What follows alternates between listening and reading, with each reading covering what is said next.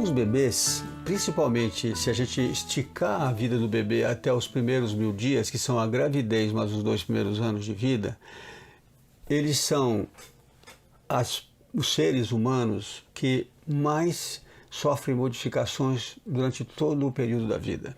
É nesse período, nos primeiros 1000 dias, que nós conseguimos um desenvolvimento cerebral muito importante.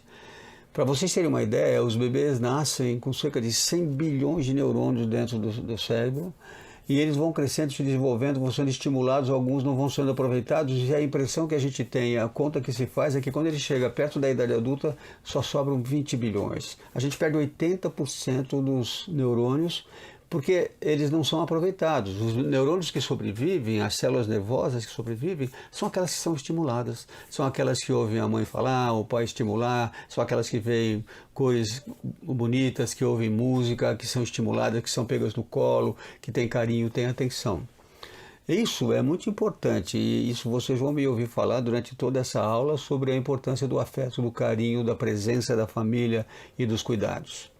Poucas pessoas sabem que a vida humana se desenvolve e o desenvolvimento intelectual não começa só depois que você nasce. Muita gente pensa que as crianças só iam aprender depois de 2, 3 anos de idade. Não, os bebês, entre outros, já aprendem. E os bebês, nos primeiros meses de vida, aprendem. Eles vão começar a se desenvolver e eles vão sempre... E o nome desenvolver, essa palavra na língua portuguesa é muito interessante, porque quem se desenvolve tem um prefixo negativo, que é o des, né, que é negativo. Se desenvolver significa sair do envolvimento. Envolvimento de quê? De quem? Da mãe, de quem protege, do cuidador, de quem leva o peito, de quem está junto. E como é que esse desenvolvimento ocorre? O bebê humano nasce, não come sozinho, não anda, não fala, tem um desenvolvimento motor muito pequeno, não consegue nem rolar na cama, mal consegue levantar a cabeça devagarzinho quando está chegando perto de 1 mês. E ele vai progressivamente desenvolvendo, ou seja, saindo do envolvimento de quem cuida, de uma maneira muito interessante. A primeira coisa que acontece é o desenvolvimento da musculatura aqui cervical, quando ele começa a levantar a cabeça com 1 mês e meio, 2. Aí ele começa a levantar o tronco, toda essa musculatura aqui das costas. Ele vai começar a sentar por volta de 5, 6 meses, né? Os bebês que nascem a termo, com peso bom, normais, sem nenhum problema de parto. E esses bebês... Nesse momento que eles sentam, o que acontece com o cérebro deles? Eles começam a ter uma visão de 360 graus, eles começam a olhar as coisas, eles estão vendo as pessoas chegarem perto. Isso faz com que esse cérebro acelere e comece a se desenvolver bastante. Bom, em seguida, depois desse sentar, eles vão começar a querer ficar em pezinho. Com 7, 8 meses, eles já começam a ficar em pé no berço, seguro, né? Aí aumenta ainda mais a mobilidade. E nessa idade eles começam a engatinhar, e é a primeira vez que eles se afastam do cuidador, da mamãe, dão uma afastadinha, para, olha, volta lá para perto da mãe, está se afastando, ele está se desenvolvendo. Quando ele chega perto de 1 ano, ele fica em pé e dá os primeiros passos. E aí ele começa uma vida muito interessante, porque aí vem o 2º ano de vida, quando eles vão aprender a falar, quando eles vão ouvir melhor, quando eles vão enxergar melhor, quando eles vão ter uma audição mais desenvolvida. E aí eles começam também a se alimentar sozinhos. É quando ele já pega a comidinha do prato, a mãe ajuda, mas ele pega. Ele já começa a mostrar interesse, ele já começa a mostrar sinais de que ele quer água, ele já começa a conhecer a mãe, o pai, ele já assusta um pouquinho quando vem gente estranha. Isso é desenvolvimento cerebral. E esse desenvolvimento cerebral no bebê é fundamental para o resto da existência. Porque até 2 anos esse desenvolvimento é desse tipo e depois você vai lentamente indo para a escola, aprendendo a andar, vai para a creche.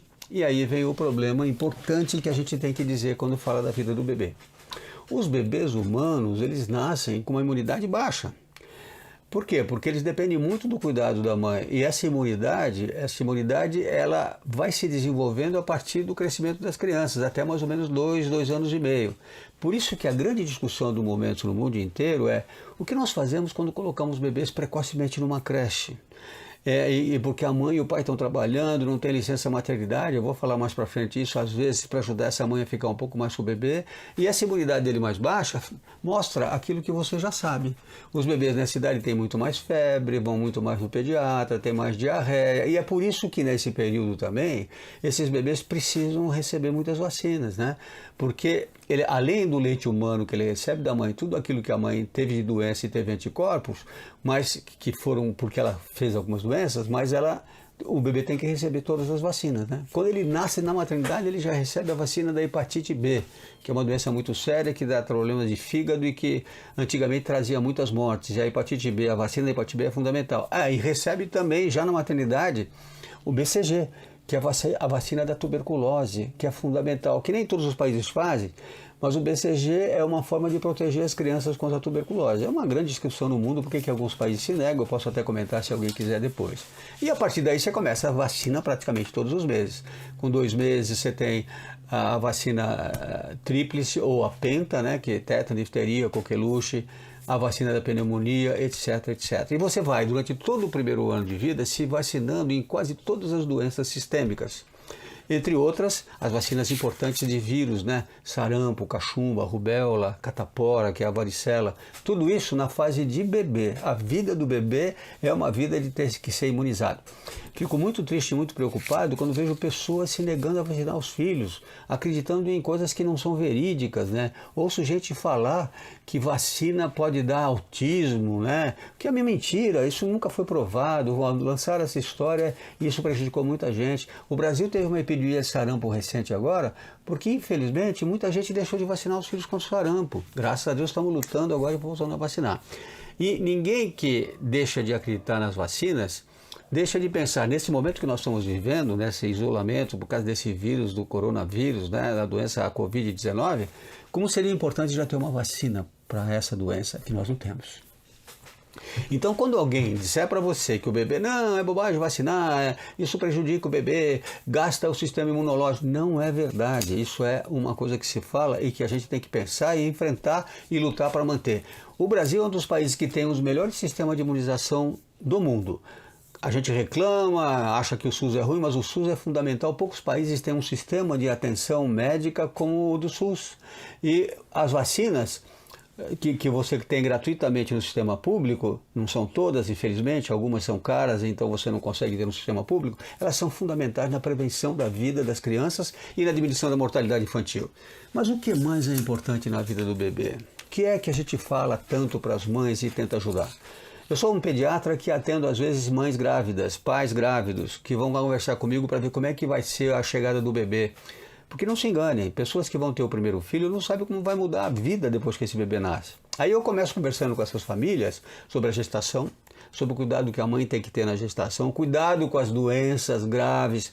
Lembrem-se do que foi a tristeza da Zika, das mães grávidas que foram picadas pelos insetos e pelos mosquitos e tiveram Zika, que é uma doença muito grave, que a gente está lutando tanto para acabar com isso e estamos fazendo o possível para diminuir. Doença grave que dá muito sofrimento para as famílias e para as crianças. Na gravidez, atenção na gravidez, proteção, cuidado com picada de inseto, cuidado com doenças infecciosas, vacinar a mãe. Hoje nós estamos sugerindo na gravidez, que o pediatra tem que pensar do bebê intraútero, né? A gente está falando para a mãe tomar a vacina tríplice A. Tríplice A de adulto, que é tétano, difteria e coqueluche, na mãe e no pai. Por quê? Porque às vezes essas pessoas tiveram as vacinas quando eram pequenas e os anticorpos foram caindo. Aí nasce o seu bebê e a mãe não tinha um reforço da vacina tríplice, e principalmente a coqueluche. É uma doença que se passa do pai ou da mãe para um bebezinho recém-nascido ou um lactente jovem, ela é muito perigosa. Então a gente faz essa vacina porque o bebê só vai poder receber a primeira vacina da anticoqueluche com 2 meses da primeira dose, como vai receber as outras vacinas todas, né? Rotavírus, para diarreia causada pelo rotavírus, que é uma vacina que apareceu recentemente, houve muita discussão, mas é importante. Ela é uma das causas mais importantes de diarreia em crianças bem cuidadas, porque é um vírus que se propaga muito rapidamente. E aí você começa então a se preocupar não só com as vacinas na gravidez, mas com uma coisa interessantíssima, que é a dieta da mãe. A mãe precisa comer o melhor que ela puder, né? Com proteína, comer carne, comer frango, comer peixe e tomar o máximo possível de frutas, verduras, legumes e hortaliças. E uma novidade interessante que eu tenho para vocês. Os alimentos que a mãe come, eles têm substâncias que a gente chama de flavors ou de sabores, né? Que são importantíssimos e que passam para o bebê pela placenta e depois pelo leite da mãe e acostumam o cérebro do bebê a se adaptar a essa dieta. É por isso que mães que comem bem, comem de tudo na gravidez e depois comem bem também durante a amamentação, os seus filhos tendem a aceitar melhor a alimentação e comem de tudo, legumes, hortaliças, etc e tal. Quando às vezes uma mãe chega para mim e fala, meu filho não gosta de verdura, ele não gosta de comer, eu pergunto, a senhora gosta? Eu não comia muito bem.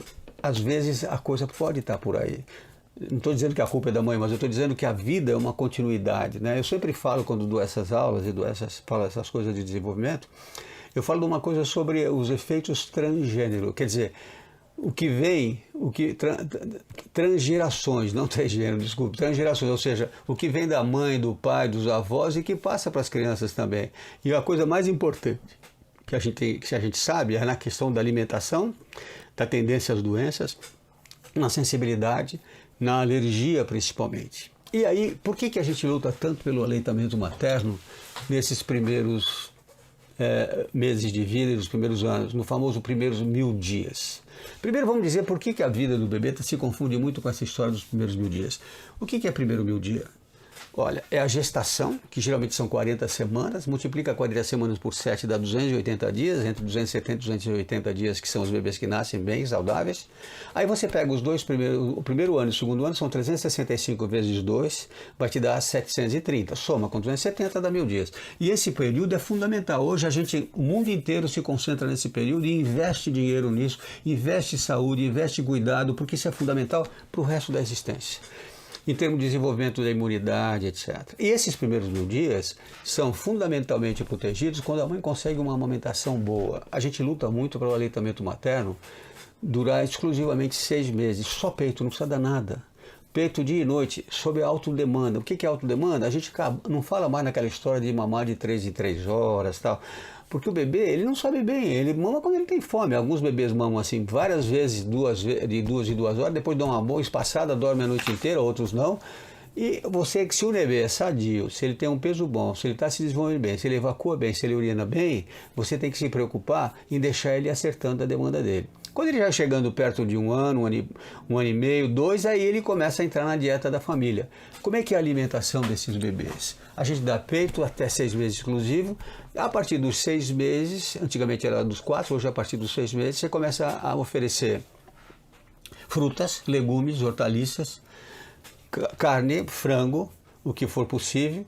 E você vai dando devagarzinho, e tem uma dica importante, porque é a hora que a gente começa a fazer a rotina, né? Então ele mama de manhã com a mãe, no meio da manhã ele pode comer uma fruta, banana, pera, maçã, a fruta que tiver em casa, não tem nenhum preconceito, se não existe alergia ele pode comer manga, pode comer banana, pode comer laranja. Laranja a gente não faz mais suco, ninguém mais hoje apoia suco porque se perde muita vitamina, a gente dá rodelinha de laranja para a criança chupar, porque aí ela vai pegar a vitamina C, a mãe tem menos trabalho, contamina menos e aproveita mais as vitaminas, porque quando você bate para fazer suco de laranja ou espreme, você está perdendo vitamina C, e a vitamina C é muito importante.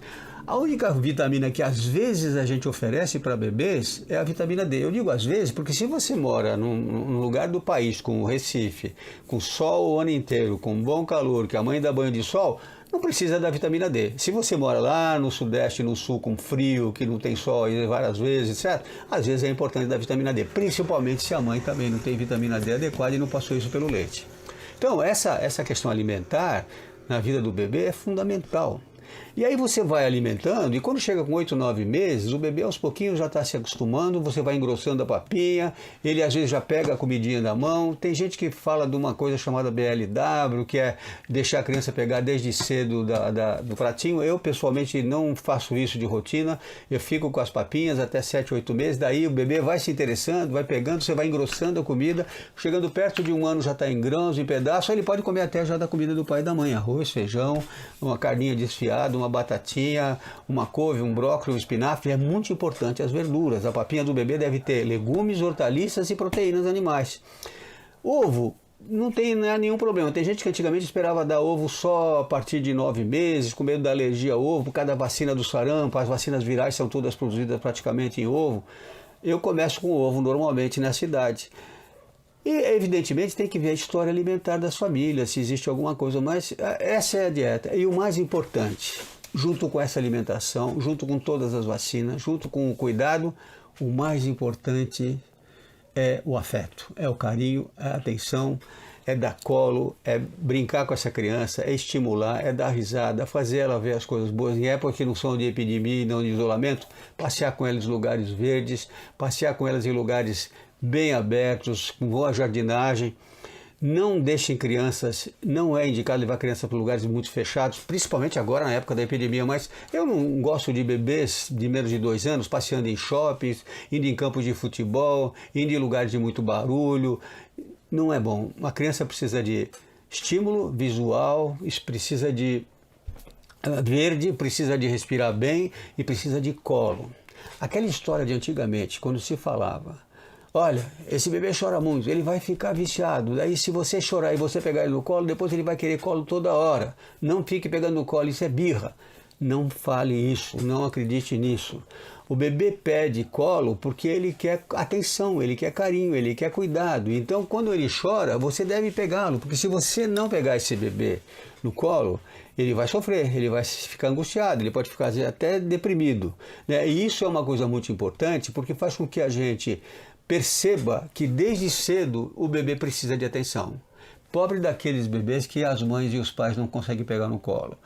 Pobre dessas crianças que acabam sendo renegadas. Ele fala: mas aí ele acaba parando de chorar e não me pega mais no pé. Pois é, ele para de chorar porque ele entra em depressão, ele acredita que não adianta, ele acredita que ele está sozinho, que ninguém quer dar carinho para ele. Então você tem que dar. E essas duas coisas que eu falei, sobre colo, sobre carinho, sobre atenção, sobre pegar o bebê, sobre colocar esse bebê na hora que ele está solicitando, é fundamental na prevenção de alguns distúrbios importantes, né? E um distúrbio fundamental é o que hoje em dia pegou moda, e desde que Harvard fez alguns vídeos que até eu mostro geralmente nas minhas conferências e eu coloco nos meus livros. Eu tenho um livro chamado Cuidado, Afeto e Limites, uma combinação possível, feita com o Dr. Ivan Capelato, que é um psicólogo amigo meu, e que nós produzimos exatamente para mostrar que é bom cuidar, é bom dar afeto, mas tem que saber educar, botar limites.